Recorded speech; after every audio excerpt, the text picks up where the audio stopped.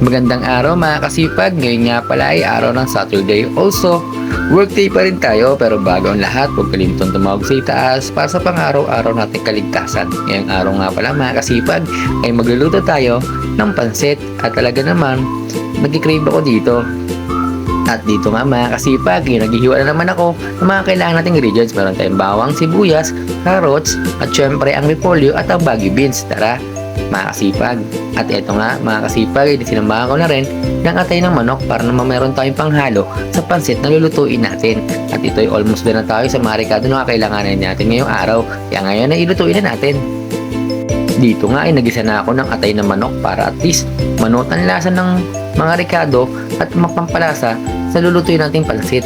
At eto nga pala mga kasipag, nalagyan na rin ako ng tubig at galing pa yan sa Agos River. At syempre nalagay ko na rin yung mga carrots, repolyo at baggy beans para sabay-sabay na yan dyan para pag naluto ay sobrang sarap niyan. At eto na pala ang finished product natin mga kasipag. Pero bago ang lahat mga kasipag, huwag kalimutan mag-follow and share sa aking page. Salamat!